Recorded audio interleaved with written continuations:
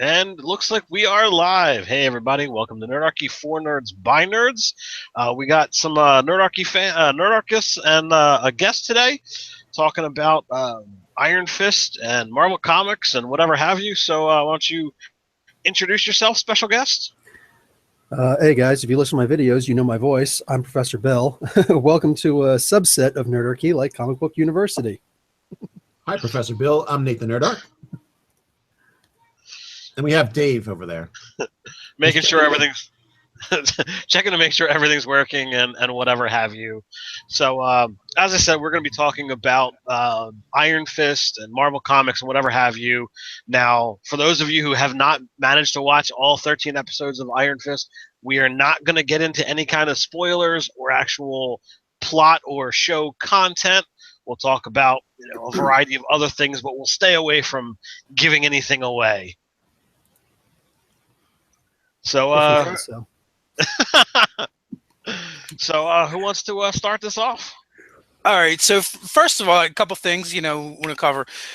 One is, thank you, Professor Bill, for popping in with us to have this chat. And if you guys do want some spoiler-ridden Iron Fist Netflix series content, shoot over to Comic Book University. The description is in the chat. Not in the chat, but in the description section. You can the find link is in the description. That's exactly it. So you guys, after this live chat's over, you can shoot over there and start watching those videos. All of them are up. All I know is I got up like I got up early Friday morning. Yep, and did some Nerdarchy work, and then I started episode 1, and Professor Bill had already like 2 or 3 videos up. I kept getting dinged with the notifications that another one was up, and I was like, damn, he must have. Oh, you're on East Coast time though, right? Yeah. So that makes it a lot easier. We're on the West Coast, so we get boned a little bit, and we have to wait till like 3 o'clock in the morning if we want to be right there. Because I forget which one it was. Maybe it was Luke Cage. I was like, I'm gonna watch it right at midnight. I should say yes. And and I was like, where is it? It's not here. And then I realized that they hate the East Coast. Yeah, they kind of do. So I honestly started watching it at 9 o'clock Friday morning. As soon as I dropped my son off at school, I'm like, all right, it's go time. But I imagine by then you were already sunk in there, Bill.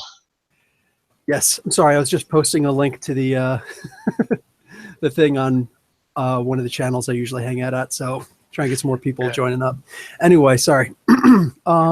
Real quick, already they're waiting for the roll call, but we only have like 20 viewers right now, so I'm going to wait until that number gets a little bit higher, and then we're going to ask for the roll call. So share the link out. Tell people we're over here hanging out, talking about nerdy stuff.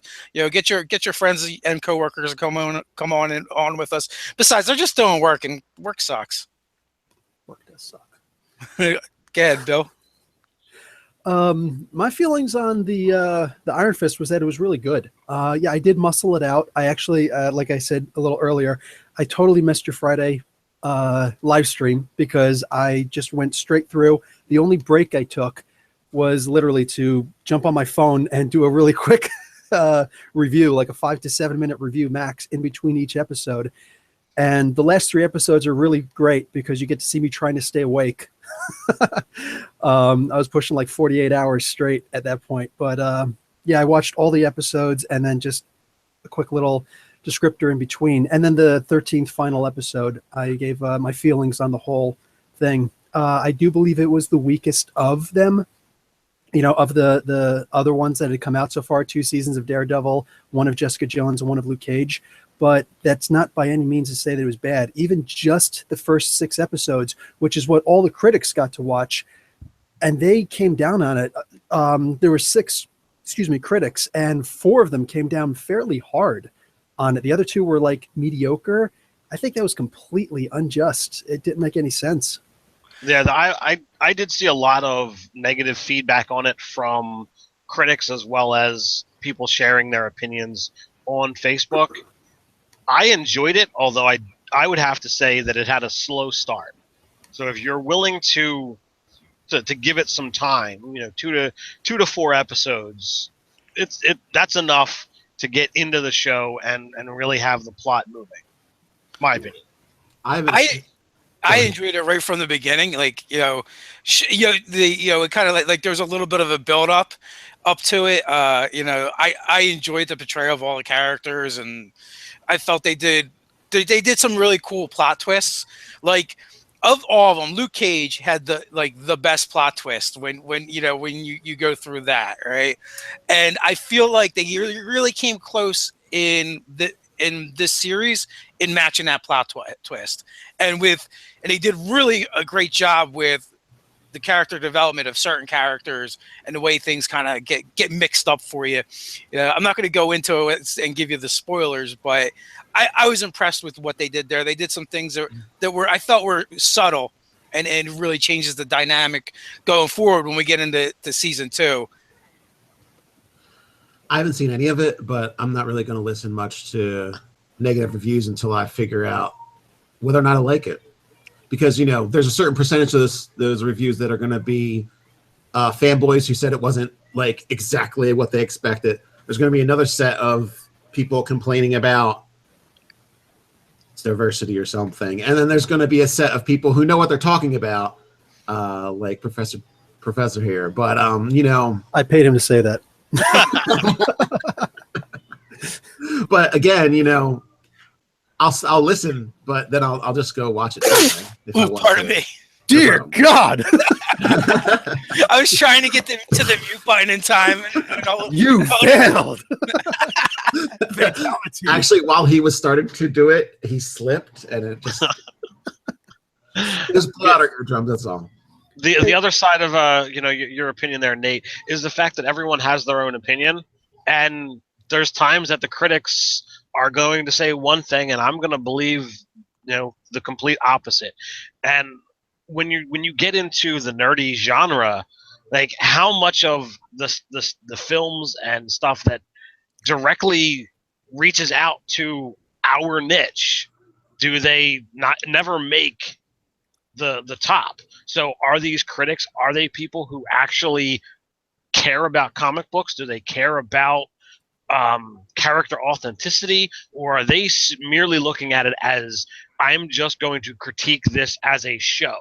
And if that's the case, then I really don't care what they say, unless they're nerdy to some degree and care about comics and care about these characters. Screw them. Yeah, with news lately, especially with social media and the like, I feel like it's more about not checking it out and seeing how you actually feel about it, but rather getting your review out first. So I'm actually curious how they watched it. Were they given special access at their homes or on a certain device, or did they all have to go into a specific place to watch this stuff? I mean, I'm actually curious how they actually viewed it. Were they all sitting in a room together and collaborating, or, like, what is it? So. Yeah, I could definitely see how putting them all together to watch it, and especially all at once, would probably be bad for the reviewers anyway, because the people that are most negative on something, they're always going to be the loudest and quickest to do that.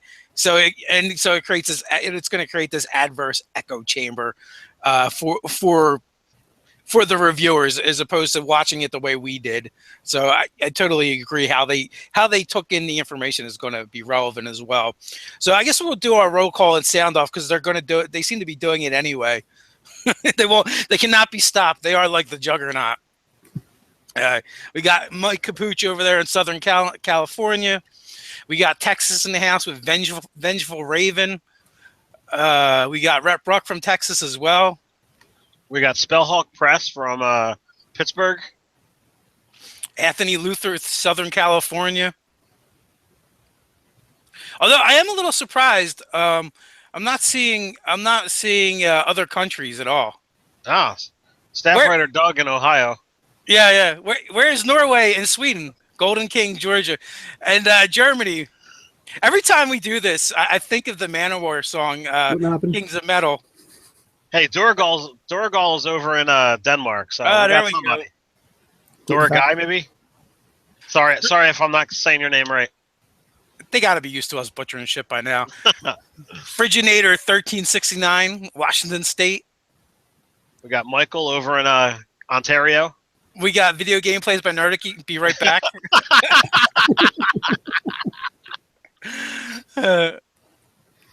That's funny. Oh man, Matt Lennington. We got another Texan. We got Tennessee via the New York City Kennedy Airport. Nice. Wow. That's one way of doing it.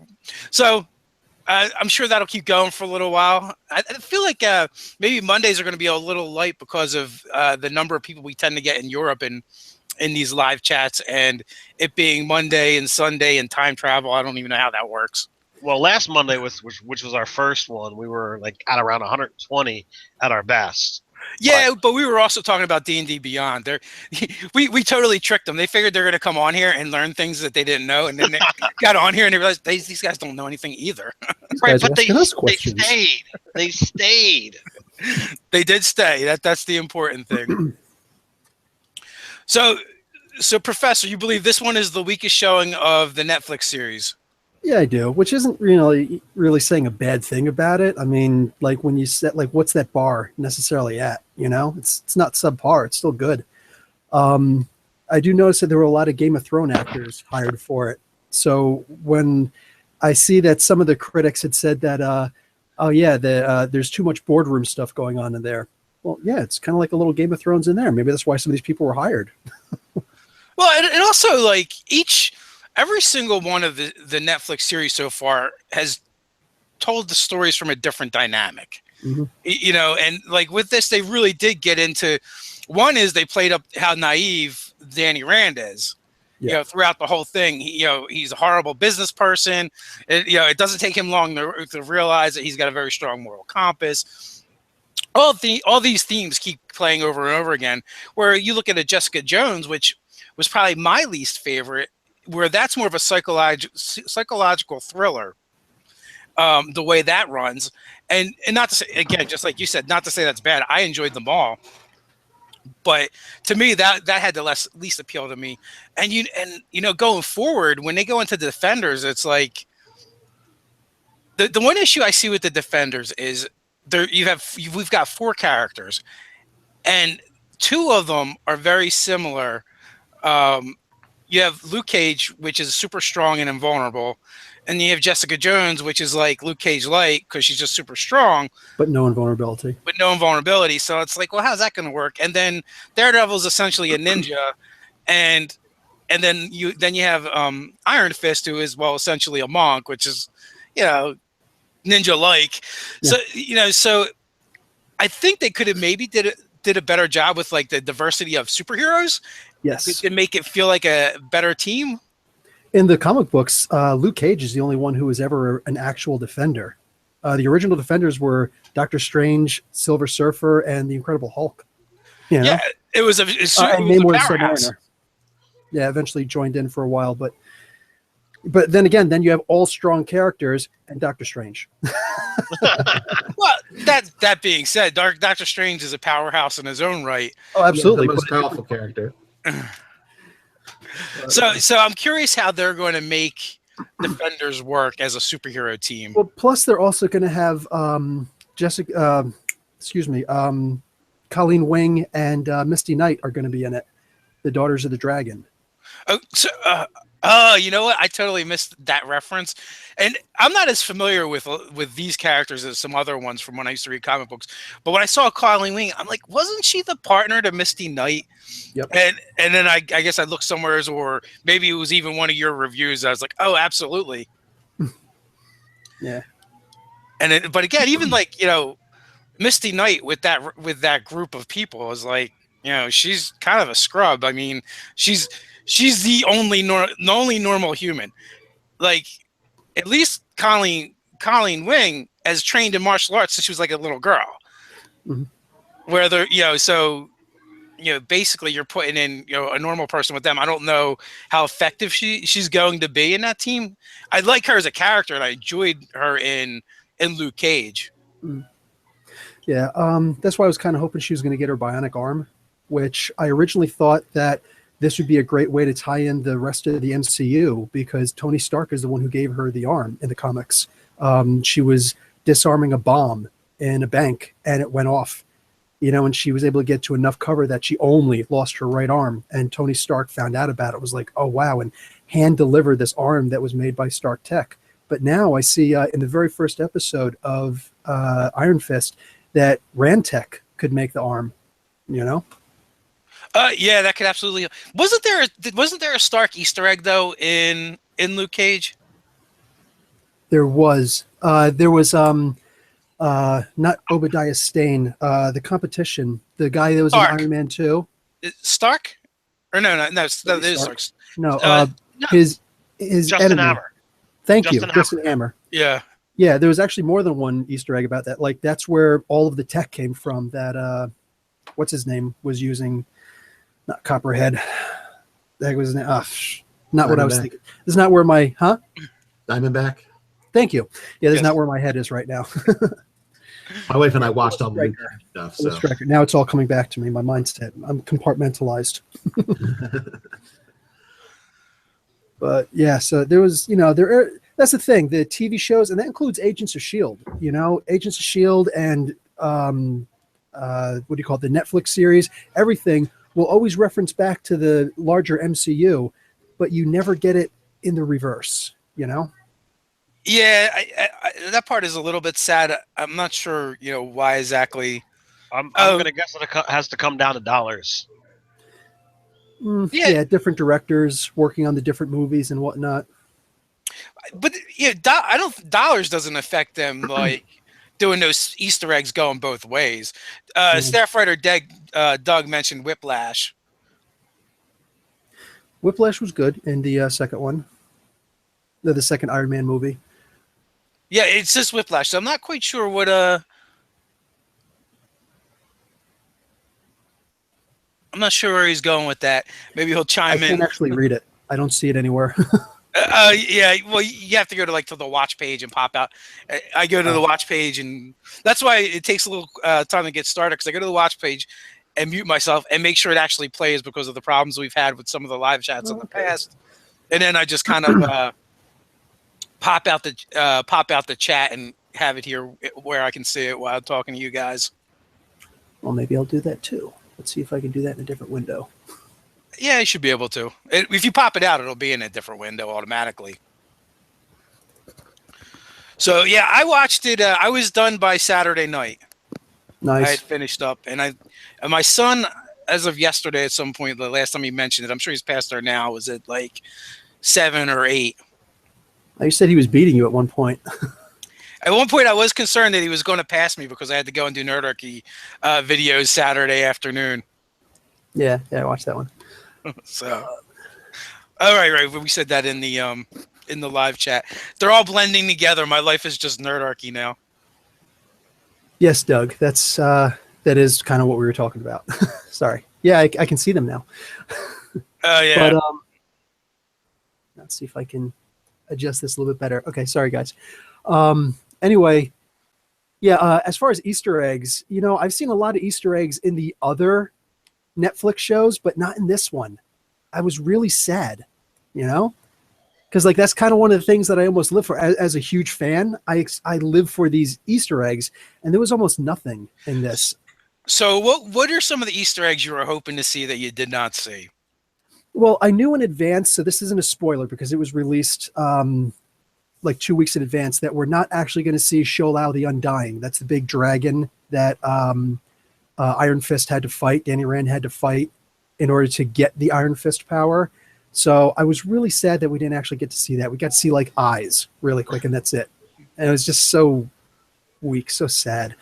But I don't know, I was hoping to see, other references to other people. One of the things that I noticed in there is with Madame Gao, she multiple times, at least twice, referenced Iron Fist, Power Man, Luke Cage, and Daredevil, but she never once mentioned Jessica Jones.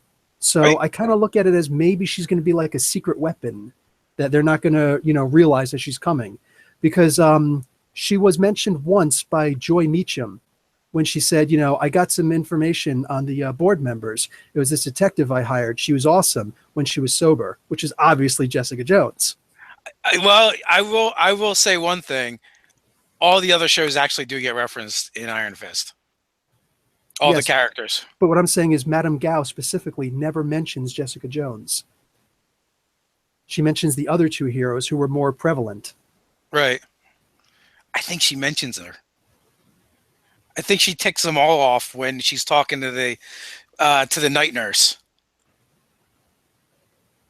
Madame Gao was talking. Oh yeah. Okay, I know what you're talking about. Yep. I don't remember her mentioning Jessica Jones, but all right. Yeah, there was the two times. There's the one time she's talking to Meacham in the like near the boardroom, right outside of it, and then there's that time that you're referencing. And both times, yeah, there's a conversation where she talks to Colleen. She talks to all of them at some point. Yeah, all three of them were in the room. I really dig the Gal character, and how much more she came in this one, and like I'm like, man. Now, this is just my speculation. Nothing happened in this series to do it. I'm like, but I've been thinking this since Daredevil, and Daredevil has had some really deep ties with Mephisto in the past. He had one big one, and it was a beautiful story. He was indirectly involved in so much that there were larger things going on in the comic, multiple comics, and then in this one, he himself got sent to hell by mistake. And hell for him was really cold, and he had to actually walk his way out like Dante, you know? And when he finally got out, Mephisto came to him and said, what he says, like, oh, I apologize, you know, like a little fake curtsy and whatnot. And Daredevil did the absolute worst thing he possibly could to Mephisto, and he says, I forgive you. Like, it killed Mephisto. It was just like, he was infuriated. So, like, that was like just that line alone, it's like they could have made the whole comic around that and it would have been perfect. Wasn't there like an Inferno storyline that would throughout Marvel? Yes, but that didn't involve Mephisto. That was Limbo. But not Bellatrix. Nim Blackheart? And Sim. No, neither of them. No, and these were both demons from Magic's world. Magic is Ilyana Rasputin, Colossus's sister. She has the ability to go to Limbo and back. And that's different from hell. And there were demons in there they were trying to take over, but it also heavily involved Mr. Sinister, which was the really big deal for that. And Inferno was like one of the best storylines ever. Like not just X-Men ever. I feel like I was kind of like on the tail end of my comic book days, or it was when I took a break. There's I took a several year break. I mean, I haven't read comics regularly in forever. I just so I sometime in my like early 20s, I gave it up. I figured, at that point it was like I should probably just start smoking crack or something and save some money. So, my habit was bad. Man, I save money from by looking at apps and actually making deals with my two of my three local comic book stores around me.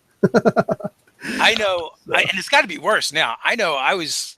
Because my pull list was pretty deep. Like I was pulling like only like 2 or 3 titles from DC, and then I was pulling a lot from Image. It was when Image first came out, so I was pulling. So at that point, I was probably pulling every title they put out, and then like all the X titles, Daredevil, trying to think, Moon Knight, and Alpha Flight.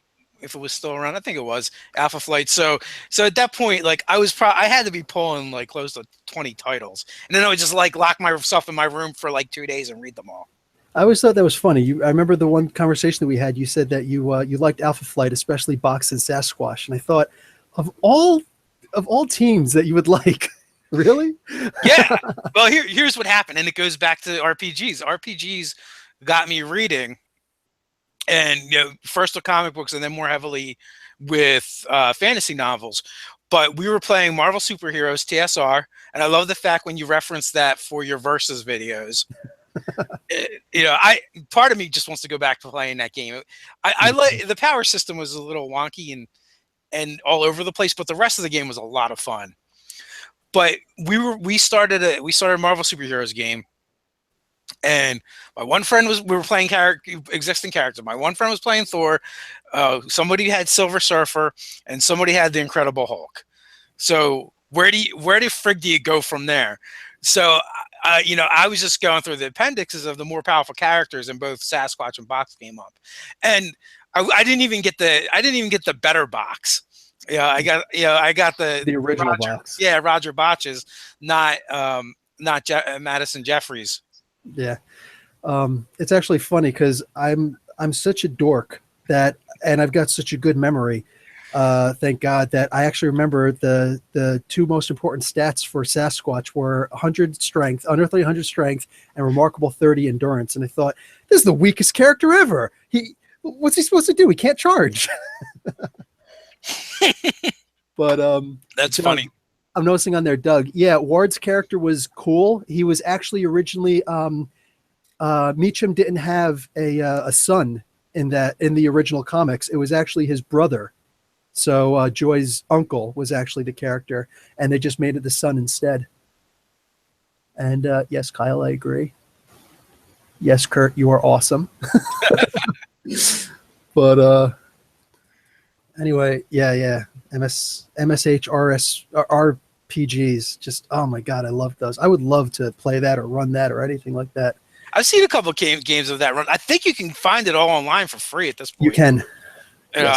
I don't know if they're copyrighted or legal or not, but you can. Oh no, it's open. TSR doesn't really exist in that particular vein anymore.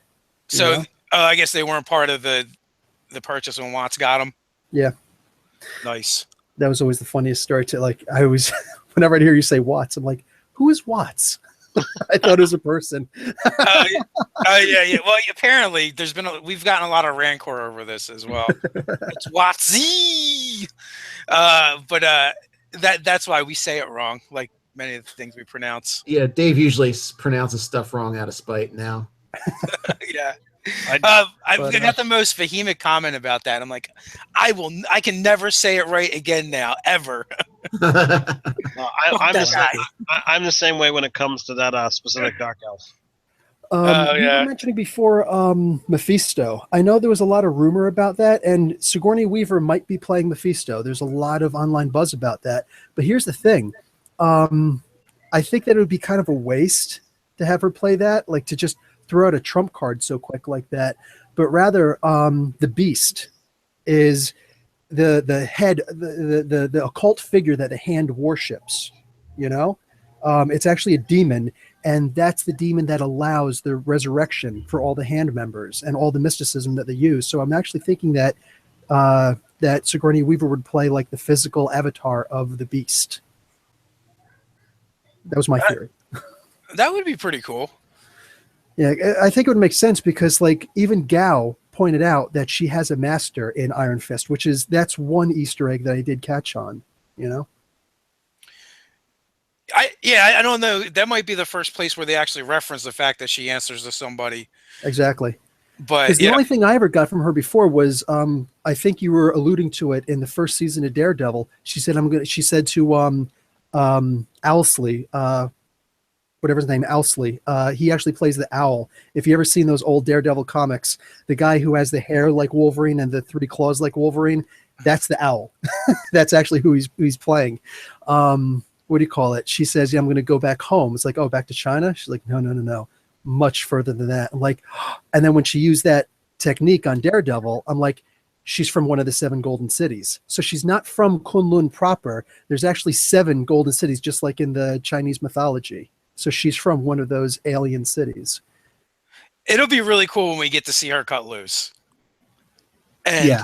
And I almost feel like the Defenders might not be enough. And she, I won't mention that part because it actually happened in Iron Fist, but they talk about her age. Which, that was pretty cool when she went into that whole sequence. Yes, she's just a really cool and fun character. Like she is evil done to the max and done well, and patient. That's the part that you rarely see. It's like, yeah, I'll weather this. Well, it kind of makes sense in referencing to like Chinese philosophy, like there's something called the 100-year plan.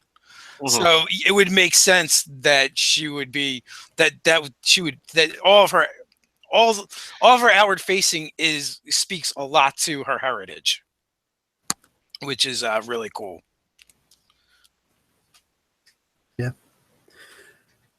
Okay, let me just say it. The original Defenders were the Hulk, Doctor Strange, Namor, and the Silver Surfer, Kyle. So no, they were not the same, or they're not like that.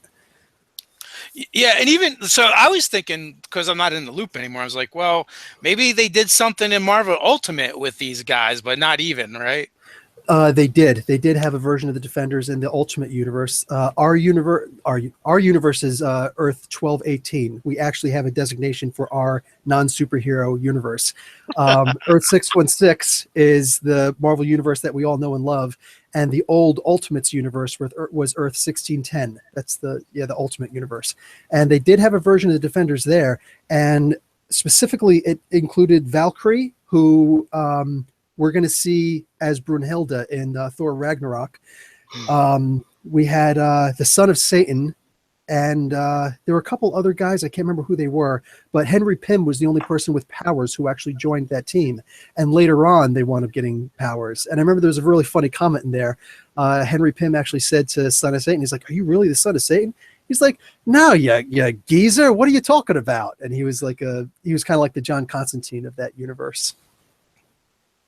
Nice. Oh, that's one of the things that I'm looking for checking out. I don't know if it's out or not. You probably know. The Justice League Dark animated. That came out last month, and it was very good. You got to see Zatanna kicking some serious butt. I did pick up one of the things every once in a while. I just pick up graphic novels, and Justice League Dark was one of the more recent ones that I had read. I forget which volume though. I think it was the very first one when they form up. Doug, Moon Knight. Bottom line, done. Oh, what do you ask? What character would I like to see in the universe in the Netflix? I Moon don't Knight, know. Done and done. I don't know much about Moon Knight, but of all of the Marvel characters that I've seen like stuff of, because back in the day when they had the collector trading cards, I would always get into those kind of things, and Moon Knight really reached out to me. I think I learned about him after I got into, or once I got out of comic books. So I never got back into learning more about them because there's so many offshoots and things that have never made it more mainstream. But he really seemed appealing without ever getting me to pick up a book. Yeah, Moon Knight was one of the ones that I really enjoyed, and one of my favorite things about from Moon Knight when I followed it. One was the Midnight arc when he had the sidekick, and the other basically going along with that as well. There's like a lot of comedy built into his sidekick where he reluctantly took him on. He didn't want him. It's kind of a legacy character, and one of the best things is when Moonlight's like Mark Spector's like your costume. It's lined with Kevlar, right? And he's like, what? Yeah. And then there's another scene where he's just fighting these punks and he does all these cool moves, but then one of them just grabs the cape and yanks on it, and he like ends up on his back with guns to his head, and he's like, all right, the cape goes. But the cape helps him glide. Yeah. Real quick plug for Comic Book University, my YouTube channel, which is non-monetized, so no advertisements on there. I actually do a Moon Knight explained. I have an explained in a minute series that I do where I try and grab as many characters as I can. And every Tuesday and Saturday, I try to put up a new explained in a minute character. I just did Adam Warlock and Darkhawk of all things recently, but I have one for Moon Knight. It's one of my earlier ones. But Moon Knight, specifically, two of the best things about him is he wears white. And so everybody's like, oh, he's like a Batman character. I was like, yeah, but he's spookier because he says flat out, I want the villains to see me coming. And two, he never dodges. Unlike every other character who will dodge a punch or something like that, he won't waste his time dodging. He'd rather just eat the hit so that he could hit you back immediately and feed off of that. Like, he's insane. Multiple personalities and everything. Yeah, he's like, he does get that flack of being a Batman ripoff, but if you look beyond the surface in Marvel and other including in like Green Arrow as a Batman ripoff, and that's in DC. There's so many Batman and Superman ripoffs. At least with Moon Knight, he's so much deeper as a character. Yeah, I loved Acts of Vengeance with him, his arc in that, and when they critically injure his his psyche at midnight, and Mark Spector Moon Knight just freaking loses his shit. And he's punching so high above his weight class, but he just totally tears into his guys and rips them apart. Yeah. There was the one thing for a while where he thinks that he has mystical powers. Like if it's a full moon, then he'll increase in his strength. And if it's a new moon, meaning no moon, then he'll reduce in his strength. And the Warren Ellis run that just came out recently, the current series that's happening right now, the beginning of this was the first 10 issues was the Warren Ellis run, who now went over to, I believe, a subset of DC, like Vertigo. And he's doing something else there. But that first 10 issues was amazing. It explored his psyche in an incredible way. Yeah, I seen that, and that definitely had me intrigued. And every once in a while, I have to stop. I have to not look at these things because they're ever so close to pulling me back. Well, it's funny. All the time you keep on saying, "Oh, I stopped reading it this time." Acts of Vengeance came out after Inferno, and I know a lot of people give it flack, but I loved the Acts of Vengeance. I thought it was a great idea. It's just the premise of, okay, here's all of our villains, here's all of us, these villains, and here's all of the good guys that we always fight. Let's rotate and really switch it up for these good guys. I thought that was a great idea. Oh, it was. And then when you find out that Loki's behind it all, spoilers, guys, but this was from like 20 years ago. When you find out that Loki's behind it and there is no real plan. Yeah, exactly. It just makes so much sense. Well, you did get to see the Tri-Sentinel, and you did get to see cosmic-powered Spider-Man, who uppercutted the Gray Hulk, into space, which was just epic. So if I can derail this conversation to a comment that David mentioned earlier when he was talking about the different series and stuff that he read, he mentioned Image Comics, and at the same time Dave was picking up those. I was kind of getting into comic books for my short duration, and I do remember the handful of titles that I was reading from Image. What books did you read, Bill? From Image? Yeah. I did not actually read a lot of Image when it first came out. Like I would try Spawn and things like that, but for the most part, I was really dissatisfied with what I saw. I know there was Wildcats was interesting for a while. I don't remember if Pitt was from, or excuse me, Max specifically, MAXX was from Image or not. It was. Okay, yeah.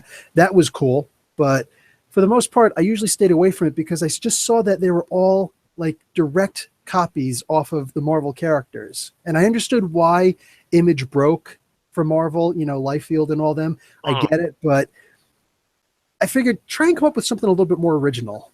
And then when Marvel was about to go bankrupt, they actually sold not the rights, but excuse me, the licensing for them to print their comics, to draw and print all their comics. And I just, and that turned into something else. They tried to steal Captain America and things like, and just, it was a big mess. So I was what, 17 when that happened, 16 or 17 when that happened. So yeah, I had my own, my own feelings. I took it to heart when they did that. So I really dug Shadowhawk, and some might say that that's another one that's a Batman ripoff and what have you. I just feel like he's he was lower in power caliber if you wanted to scale those things, but I just thought that was a really well done series. I had actually gotten the first 20 or 30 of those that I really remember reading and enjoying. So I just wanted to know whether you read any of them and what your take was. I actually didn't read Shadowhawk, but on the whole ripoff character thing, I know people like to say this. Say again, sorry. After you're done, I have something to say about it too. Go ahead. Okay. A lot of people like to say, this guy's a ripoff of Batman, that guy's a ripoff of Batman. Okay, Batman is also kind of a ripoff character. He's a ripoff of the Shadow in many ways. He's which is Will Eisner. He's a ripoff of the Phantom, who's considered the first superhero. He didn't have any actual powers, but he did come out long before Superman and what's his name? Batman did. He's the guy in the all purple with the two guns on the island. Yeah, I mean, there's been several. Mandrake the Magician. There have been several. And the current Batman that we know, you're going to love this, is a direct ripoff of Daredevil. And the reason why I say that is because Batman was the 60s Batman, the TV show, that thing. Yep, absolutely. That was Batman for the longest time. And over in Daredevil, Frank Miller was writing Daredevil. And then when he finally quit doing Daredevil, he went over and he did The Dark Knight Returns. So Daredevil was just like practice for what he was going to do with Batman. So you want to talk about a ripoff? I mean, like, it is what it is. And as far as ripoff characters, when you have every superpower in a sense that's not like super strength and stuff. So you've got lots of money, you've got a tragic backstory, you have superhero level investigative skills, all these doodads that do special stuff for you, and I don't know what else has he got. He's got a few more things. Brooding, vigilantism. So you stick all those together, and you're like, okay, you can make like 50 different people that have a few of those, or I mean, they just all shove them together. So I don't really rip off. Yeah, like you said, the detective skills. Bang, Sir Arthur Conan Doyle. There's Sherlock Holmes for you. Yeah, So I mean, it's right. If you blatantly like copy something, and that was if you were inspired by Batman and you didn't really go far from him, then all right. But if you're like thinking up I want to make a vigilante character, I want something bad to happen in his background, but I want him to have some resources, so he's got like cool things. Yeah, that's Batman, but that's Batman. But I mean, he wasn't the first. Stuff for him. Yeah. That'd be like, he's got super strength and can fly. That's kind of like a ripoff of Superman. That's like the whole Captain Marvel Shazam thing. Yeah, it's like how many guys got sued. Power. I don't think that he was that much like Superman any more than anybody else was. The trick is Fawcett Comics didn't have as much money as Marvel did, so Marvel never got sued. To the best of my knowledge, and I mean, you're talking about like the Gladiator, you're talking about Hyperion, you're talking about Thor, for crying out loud. Could have been considered a ripoff of Superman. They only got sued for one character, actually, not sued, but like a notice of cease and desist. And it was Wondar the Aquarian, I think his name was. A really weak character. You can look him up and just look at his picture. Doesn't look anything like him, but he's got the exact same background. Rocketed off from his destroyed planet by his parents to come here and raised by good people. And it's because of the backstory that they actually got a cease and desist. And like, okay, we're just going to change this story around. And there's a throwaway character. Nobody remembers him except me. It's one of those things. It's like you wonder why they even bothered. Like, why not go after something?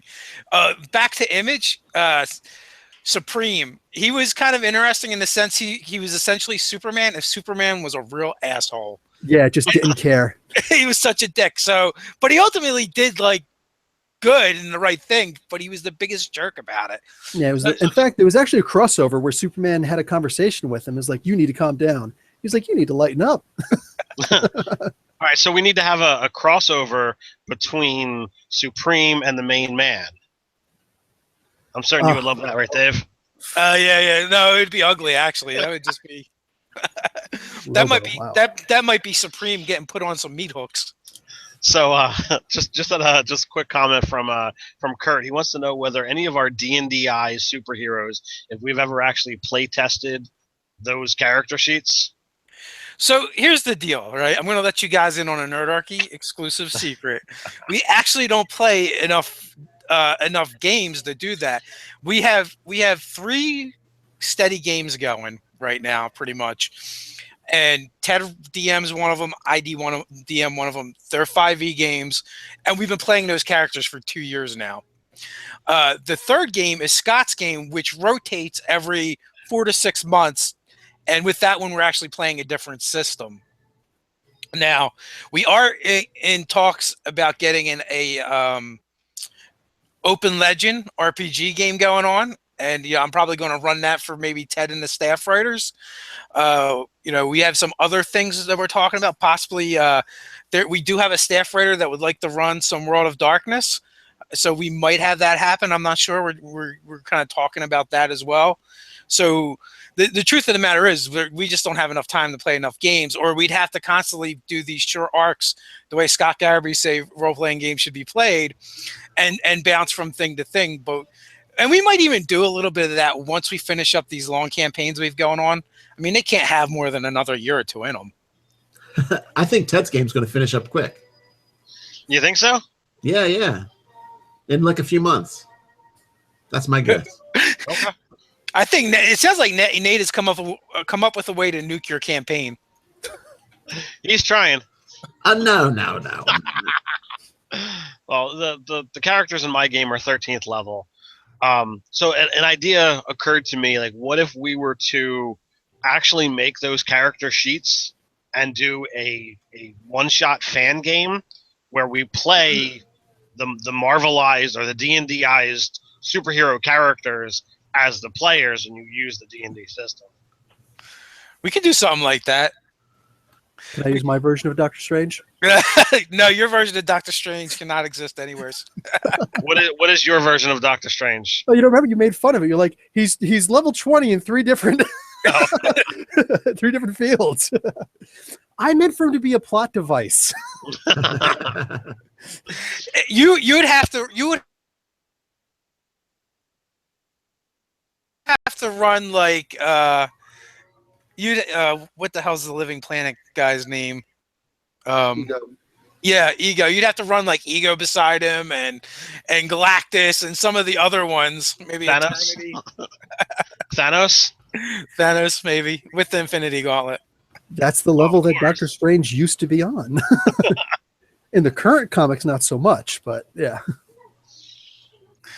That might be fun to take our characters that are around the same power level, D&Dize them. Maybe we could do like a bidding where people bid, real money to play those characters in that game, but we give it all to charity or something. That's not a bad idea. That might be something fun to do. I don't know. What is that? Galactus Harask? Galactus Harask? I don't even know how you'd say that. That's insane. Galactus. Yeah.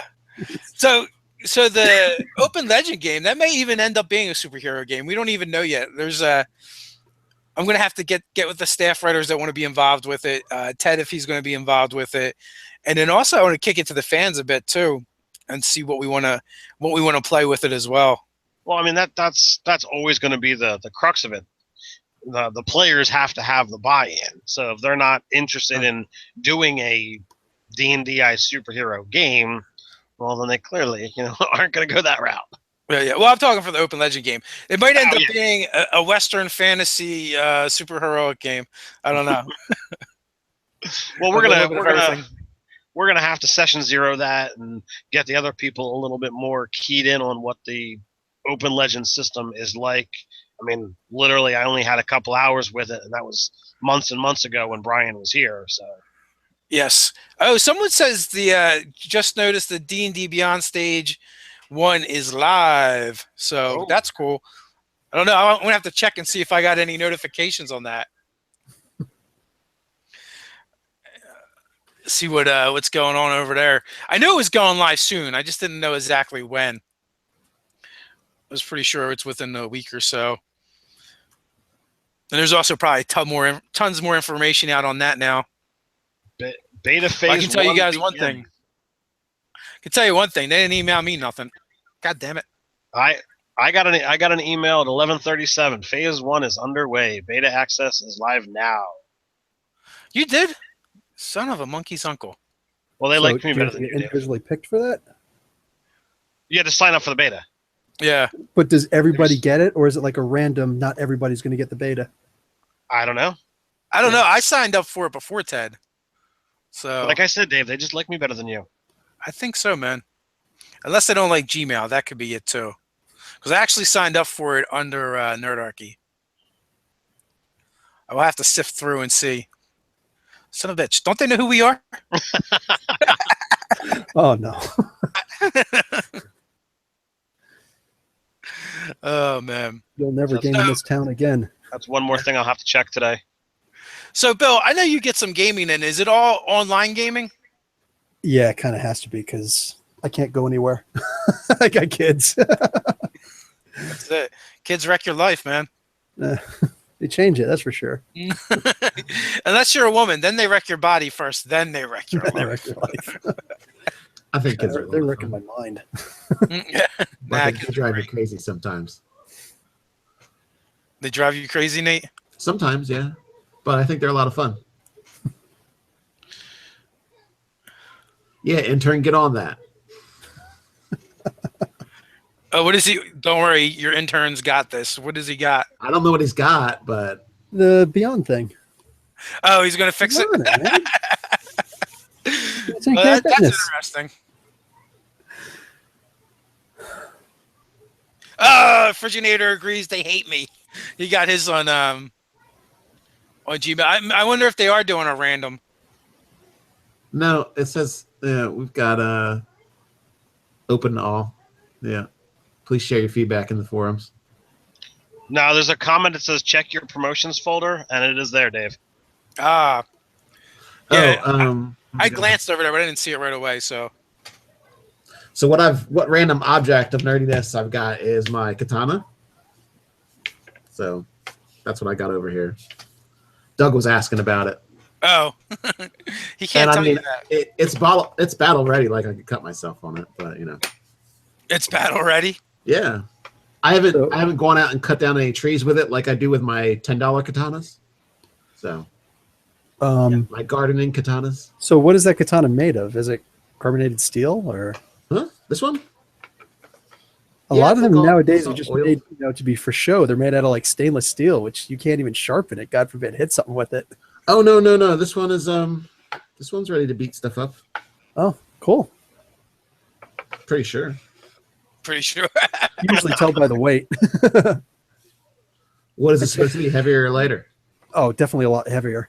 And then check the balance to see if it's full tang or at least close enough to it.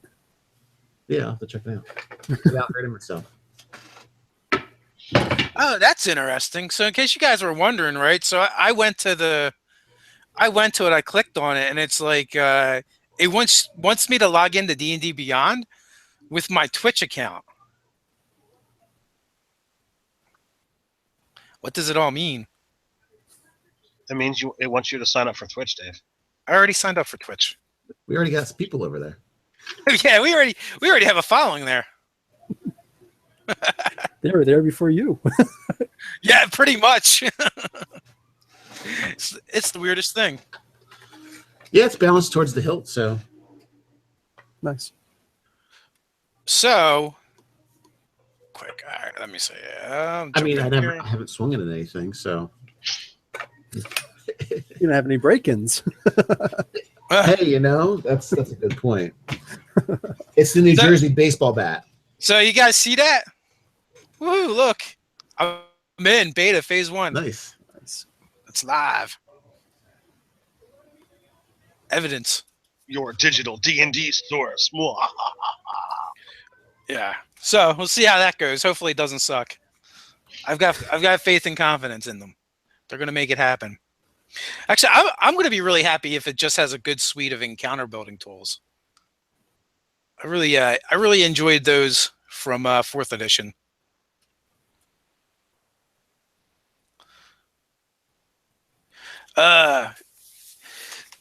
Zero zero zim 000. How's the backlog of DM 911s like? I went to set one with the wrong subject. Should I resend it? As long as it gets to the Nerdarchy Gmail account, we'll find it. But we do have a bunch of them. But that being said, so what'll happen a lot of times with those? Sometimes we GM 911 them, meaning it's more of a generic topic that we can talk about, and we'll try and shout out to the person that sent the idea. And then some of them are just things that we've talked about so many times, and we just can't stomach another video on it.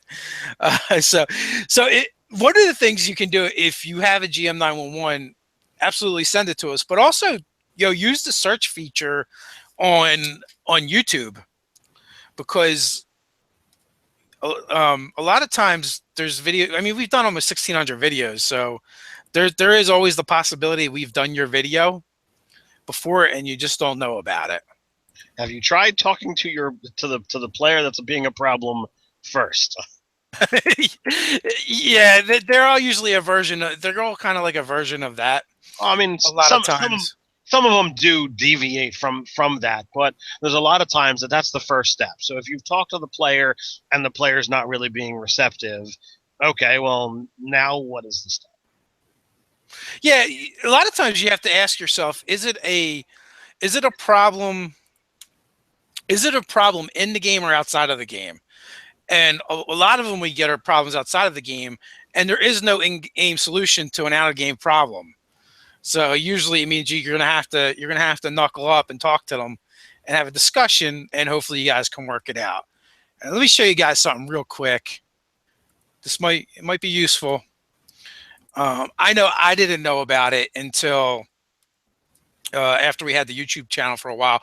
But if you go to the homepage of any YouTube channel, right, you see that right here. They have this search feature, and anything, you type it in there, and it'll search, but only that channel for you.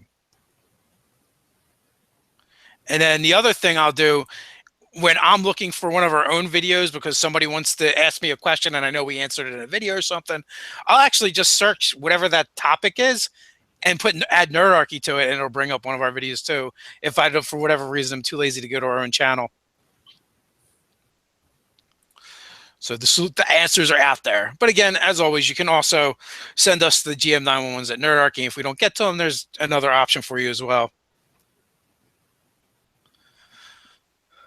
Oh, intern Kyle does not have a Twitch, so if he wants to beta, he's going to have to make one. Brian Smith, how do I get my fiance to play D&D? The wedding depends on it. Well, you probably don't have to use chlorophyll and the white panel van or duct tape on this one, because you can get her to go places without that. No, Nerdarchy does not approve of that. And that's chloroform, right. Dave. Well, right. That's why I can never abduct anyone properly. Yeah, it's just like, what's this green spray stuff? All right, so she's already said that she's willing to marry you, which is going to denote a certain level of interest and love in you. So therefore, I would assume asking nicely to just give it a try, that should work. Just saying. Maybe. Well, it depends too. Like, what is she? D&D might actually not be the thing. What is she into? Like, if she's a comic book fan, I would go with a superheroes game. Or if she's into science fiction, I would go with science fiction. I would try and match up her interests to the kind of tabletop role-playing game that would suit it, and not trying just like cram her into your interest. That would be like the middle ground. Yeah, my wife and I are going on 10 years married, and I would say I haven't ever asked her to play. And recently she's like, oh, well, recently she's been like, oh, well, maybe I can play sometime, but I don't want to play with all the guys because I don't want to be embarrassed by not knowing anything. I was like, well, that's how all the newbies start. She's like, I'll play with you and like the kids and something. So I'm going to try and get her to play Open Legends with me. Open Legend, singular, not plural. Yes. As Brian Feaster told me. Yes. Stop messing it up. Yeah. Open Legend. Yeah. So she's interested in playing that, but not with like a giant group of professionals. And that was before we were professionals. Yeah. So yeah, but I have a lot of fun with her without her playing D&D. It's not a deal breaker as far as I'm concerned, but. That is one of the unfortunate parts that keep people out of the hobby, is this idea that they're going to feel or look stupid by playing and doing things that they don't know how to do because they've never done them before. Mm-hmm. And unfortunately, there's really only one way to get over that, and is by doing it. And you can learn that way. Yeah, so I've just used, when I do D&D and when I do card games and stuff like that, it's my hanging out with friends time. It's funny you said that. That's funny you said that, because Nerdarchy, let D&D be hang out with your friends time. Golden King, I separate lives between wife and the dice. Mine is very much like that too. I tried playing with her a couple times, and my wife is interested in doing it in the sense of just doing stuff and spending time with me doing something, but I don't think there's like a great draw to play the game. I started a game with my wife, my daughter, and my son. My daughter had like zero interest. My son is into it, and my wife was into it for like the family time. But again, like, my son and Steph would like, would whisper to each other conspiratorially, because they definitely saw it as them versus me and not a cooperative game. Which that probably does not help. Oh, they know the old you, Dave. Jeremy Nadaski, or as Ted pronounced it, Open Legends Sky King's Thunder.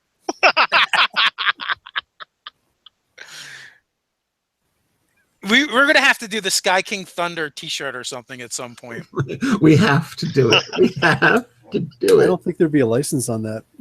I bet there wouldn't. It would be No. like a mashup shirt where no one will recognize where it's from. We'll have to work on that. Although we did get smacked a little bit on our Sons of Nerdarchy shirt. Yeah, well, that's because they were being jerk faces. They really were.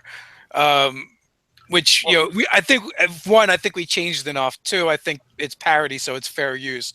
But 3, Fox has way more money than Nerdarchy. Yeah. So there's not much we could do about that. I see. It was like a Sons of Anarchy thing, and you switched it up a little. But technically, under what they're using, they could shut down every single motorcycle club pretty much anywhere, because it looks like, because basically the Sons of Anarchy thing is a motorcycle rocker or whatever they call them, and they all kind of follow the same format. Yeah, there's actually going to be a 3-way battle royal at WrestleMania with Fox, Hell's Angels, and the Pagans. I purposely waited till you were drinking to say that. I think the Fox executives will do just fine in that. Yeah, they're all evil, but we got the Frigginator. He's DMing for his wife and 2 boys, 8 and 10. There's more cries for Sky King's Thunder. When Golden King? Some have said that we should do a module on that. Some people, you guys are talking about doing a shirt on that, but I really don't think there's anyone that could, like, unless we stole art from somewhere. There's no one to actually dispute it. It's something different. Oh, you mean Sky King's Thunder? Yes. Yeah. So Kurt says Fox lawyers will take them in the battle royal. Yeah, they do. There's only one set of lawyers I think would be even more powerful, and that's Metallica's. Those guys are notorious for going after anyone. Napster, man, that was like they didn't care that fans hated them for the Napster thing. Lars Ulrich just Yeah.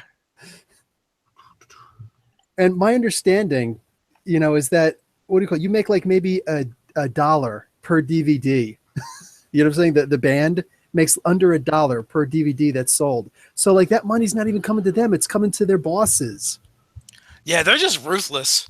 Yeah, they make their money from tours and merch and stuff like that. So, well, that's why they're not any good anymore anyway. Once upon a time.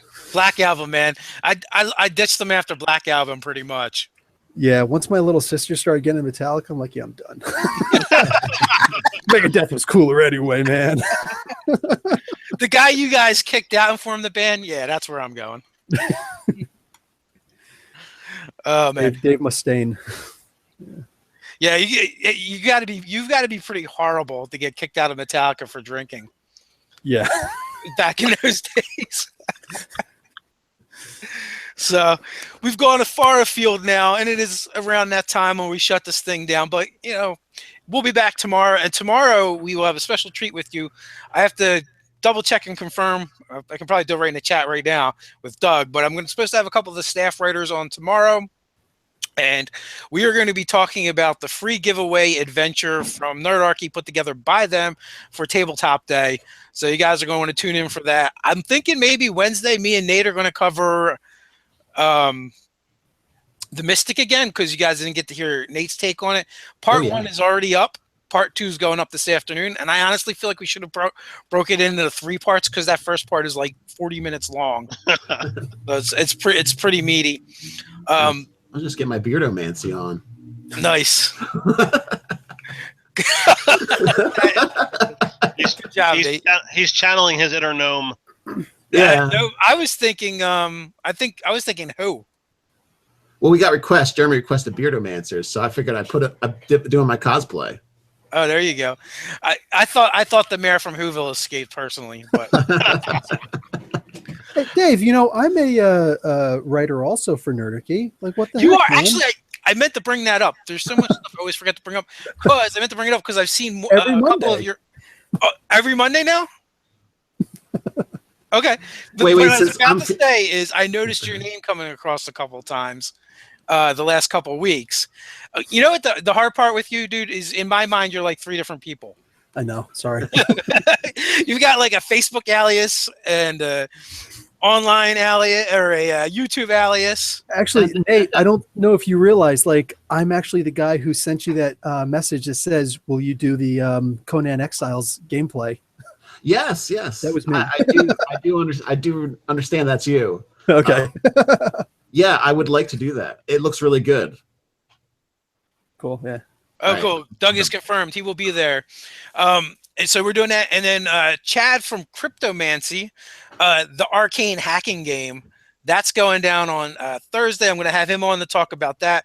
Friday, we've got Love Him, Hate Him. You guys always like to comment to him. Garrett from DMG Info and also the 7D system. So we'll be talking about some stuff over there. Maybe cool. some koala dials. Maybe he can show off some koala dials. So it's going to be a fairly busy week. I'm something about if Nate had a longer mustache, he could make an upside down starfish. Get on, and that's from Love to Reload Live. Good idea. Get on that, Nate. Make it happen. It'll look fantastic in the bonnet. You know what? As far as mustaches go, I've got a bit of a problem. I had like this like scar over here, so I have blonde hair over here, and it looks like I don't have a mustache. So I have to like trim my mustache short, or it looks like I have a long mustache over here and nothing over here, due to a scar I got when I was younger. So we just no got to give you the mustache. Joker treatment. Joker treatment. We fixed the other side, I'll just color this side in. and then you can be like, you see these scars, and then tell a different story every time. And Yeah, there you go. Yeah, so I trim the mustache pretty short, so I don't get the long stuff going on, and it doesn't go into the beard. So nice. So I don't know. Kyle wants you to take have Garrett take the webcam outside to do an Outback Nature show. Long cord, absolutely. So with that, if we could probably keep going for hours with this, but we're not going to. We'll be back tomorrow, same time. Until next time, Stay nerdy.